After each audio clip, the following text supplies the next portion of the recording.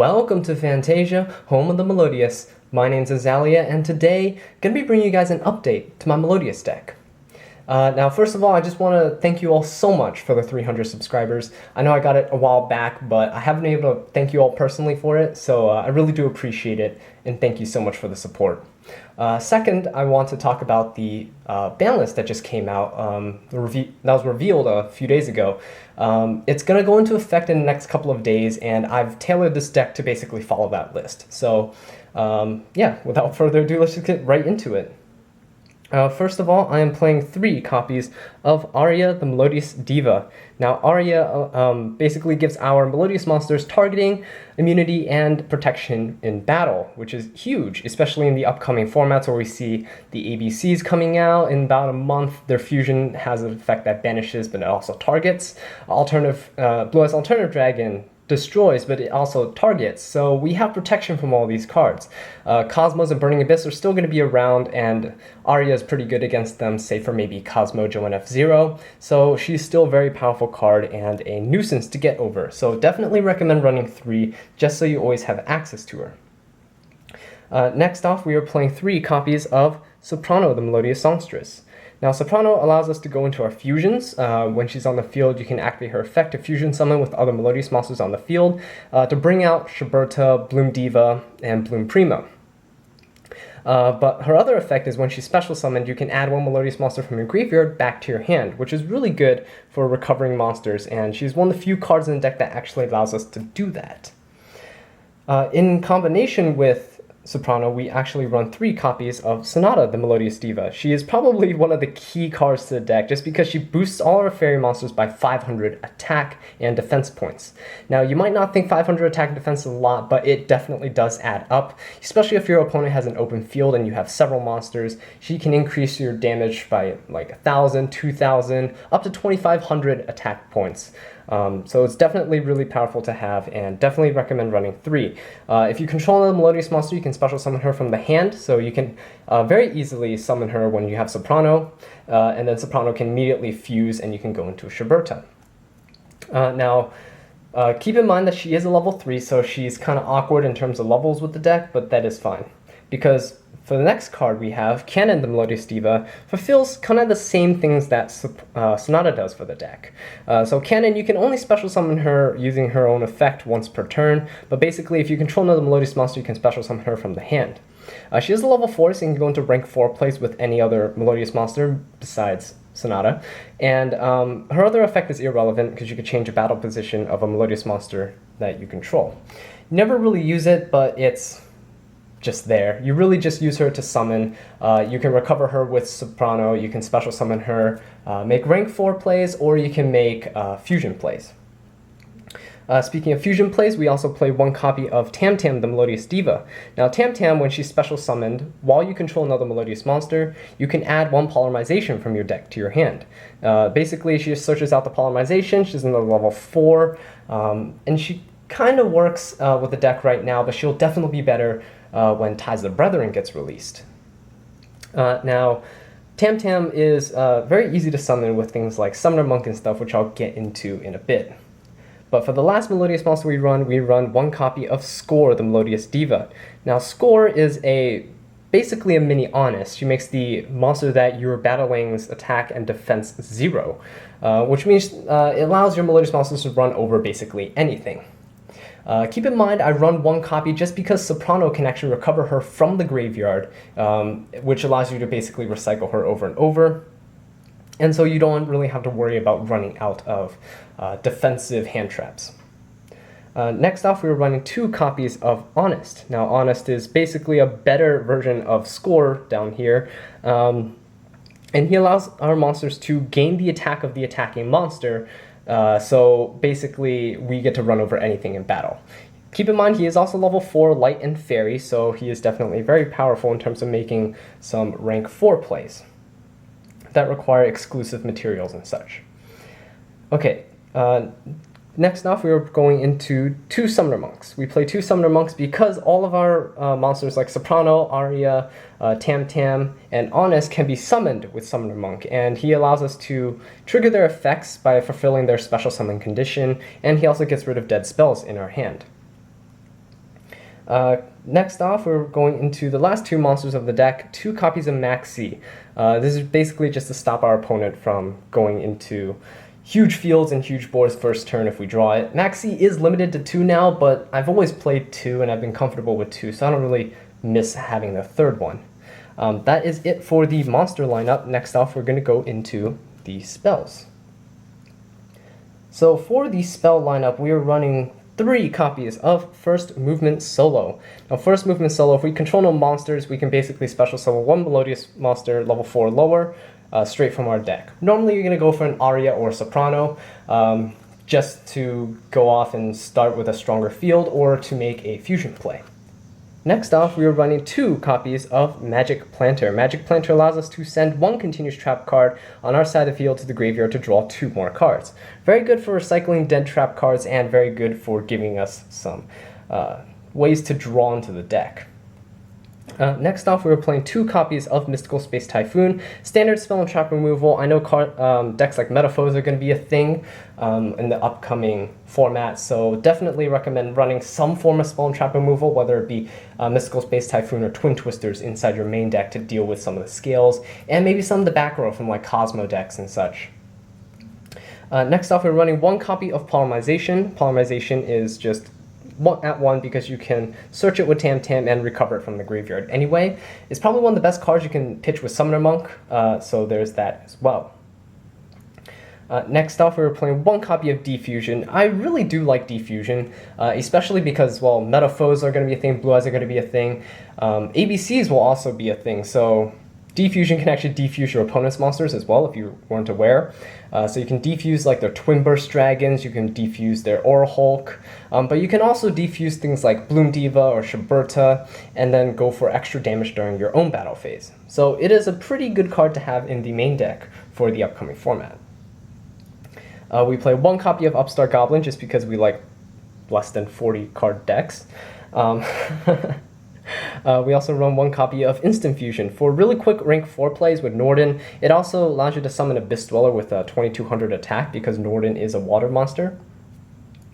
1 copy of Soul Charge just to recover from board wipes, and 1 copy of Raigeki to create board wipes. And that is it for the spell cards. So next off, we're going to go into the trap cards.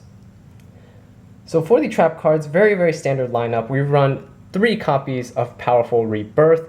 I definitely recommend running this because unlike Call of the Haunted, if Call of the Haunted is destroyed, the monster is also destroyed, but with Powerful Rebirth, if it leaves the field, your monster gets to stay. Next off of the more continuous traps, we play 3 copies of Mistake. This is the kind of anti-meta card I'm running because Mistake prevents neither player from searching. So if neither player can search, and well, we don't search, minus maybe Tam Tam, we get to stop our opponent from searching, which is very powerful. Blue Eyes can't search with Melody of Awakening Dragon, Metaphors can't search with Combination, and ABCs can't search their monsters with their monsters, can't search with the field spell and such, so it's really good overall to have.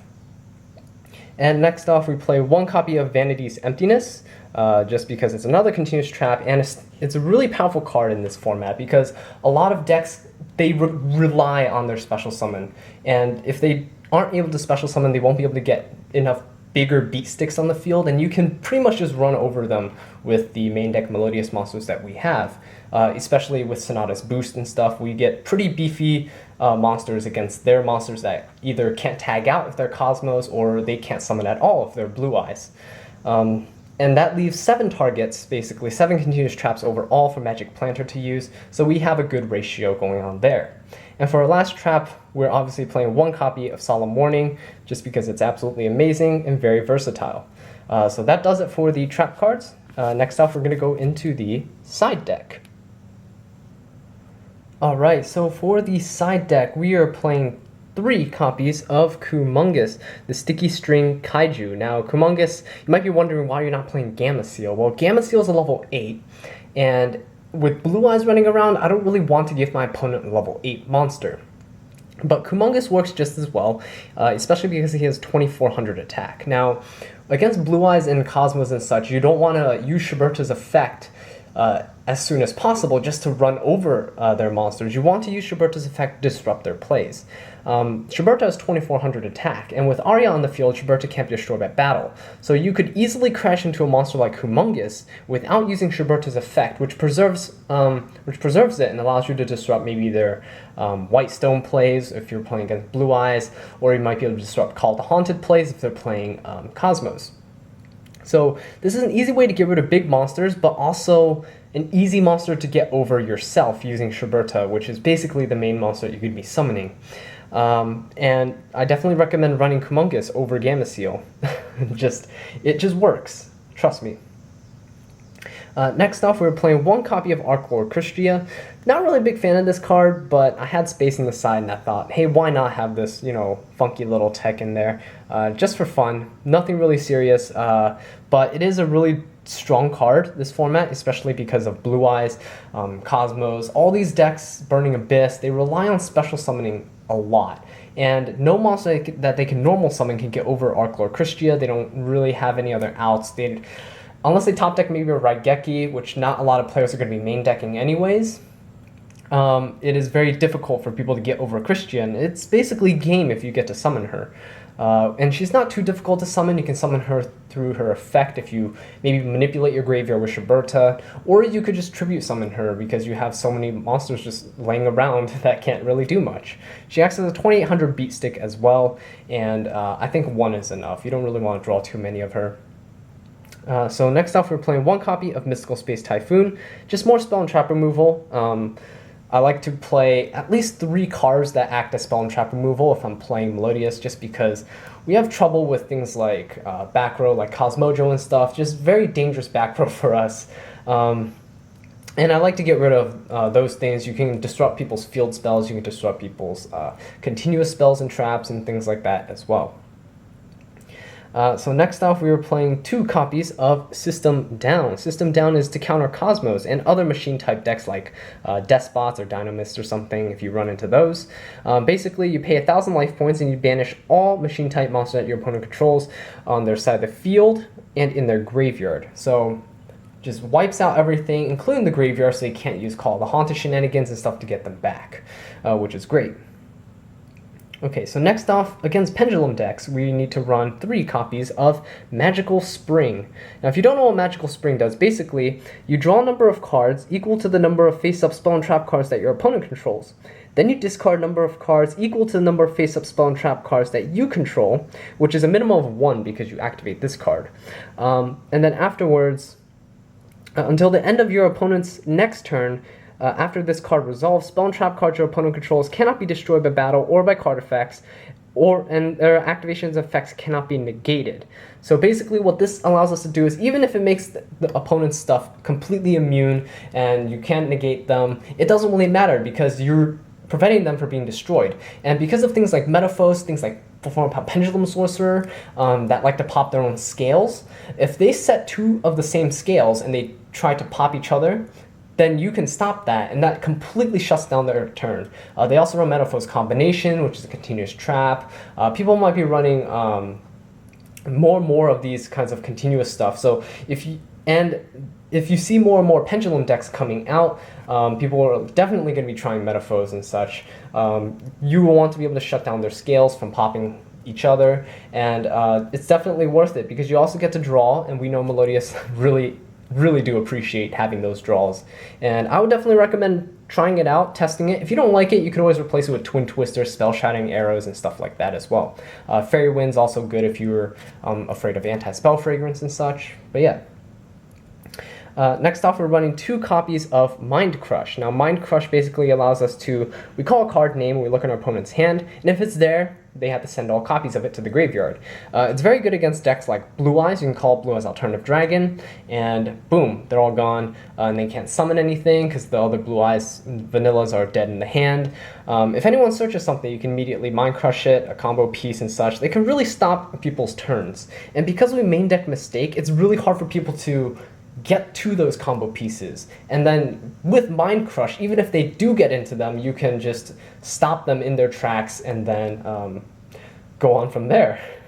Alright, so for the last 3 cards, we play 3 copies of Rivalry of Warlords. I know you guys are probably sick of seeing this, but this is actually a really powerful card. Because Burning Abyss are all fiends, they can't make Dante because Dante's a warrior.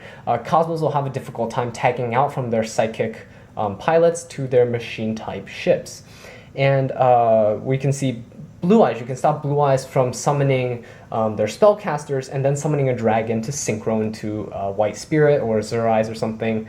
And you can definitely, for Subterrors are all different types of monsters, so you can definitely stop them if they ever become relevant. I know some people are testing those out with Prediction Princess and stuff like that. So definitely a very good card to have.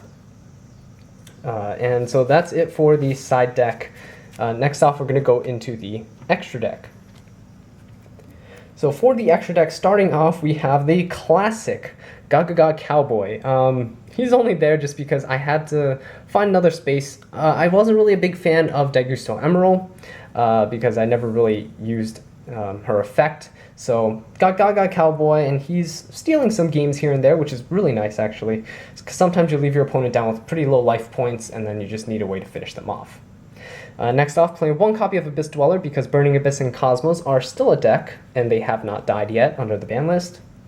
One copy of Bujinte Tsukiyomi to basically get rid of dead spells or continuous traps in our hand and go for fresh new draws and hopefully draw into some combo pieces. Next off, playing Fairy Cheer Girl for when you can't use Bujinte Tsukiyomi because your hand is too big, you can still draw into your deck with Fairy Cheer Girl. If she stays alive, you get an extra +1 the following turn. Next off, we're playing one copy of Starliege Paladynamo. Starliege Paladynamo, you detach. So you can detach 2 XYZ materials from this card to target one face-up card your opponent controls. Its attack becomes 0, and if it does, its effects are negated. Also, when this card is destroyed, you get to draw a card. So not only does he float into a draw, but he also gets to act as a, what I would consider to be a little better giant hand, at least for us, because it allows us to attack over big monsters that we normally couldn't get over. Next off, we're playing one copy of Castel, the Sky Blaster Musketeer, just for extra removal. One copy of Ragna Zero, just because we play one rivalry in the side deck. 3 rivalries in the side deck, and Ragna Zero is a fairy type monster, as you can see. So you can actually summon her if you have rivalry up. We play one copy of Dark Rebellion XYZ Dragon, just because he's actually very useful for getting over big threats, big monsters, without having to go into Utopia and Utopia the Lightning, which we have right over here. So that is it for the XYZ monsters. We're going to go real quick into the fusion monsters. So we play one copy of Elder Entity Norden, just because we run one copy of Instant Fusion. He is the only target, and he allows for really quick rank 4 plays into any of the ones that you saw above. He's a fairy, so you can make Fairy Cheer Girl, you can make a quick Utopian to Utopia Lightning to run over something like Chaos Max, you can make Dark Rebellion if you want to get over maybe a Blue Eyes Alternative Dragon or something. So it's a very good card overall. Next off, we play 3 copies of Shiberta, the Melodious Maestra. Now Shiberta, during either player's turn, you can target up to 3 cards in either player's graveyard, banish them, and then she gains 200 attack for every card banished. Now, because she has an attack boost to her effect, you can activate her effect in a damage step. So during the damage step, during damage calculation, your opponent cannot activate anything unless it's a counter trap or something. So basically what you can do is, if you're attacking them, wait until damage calculation to banish their stuff, and they can't respond. And last but not least, we run one copy of Bloom Diva, the Melodious Acquired. I'm not running Bloom Prima just because I'm not running a turbo fusion build like I was in the last profile that I was doing casually for fun. So this is definitely, you don't really see her as much because you don't have all these fusion cards, but she is really nice to have because she steals games. So having one copy of her is pretty good. And that does it for the extra deck. So yeah, that does it for the video. Thank you all so much for watching. If you enjoyed the video or found it helpful, please give it a like, subscribe for more Melodious content, and leave a comment down below letting me know what I can do to improve. And until next time, take care.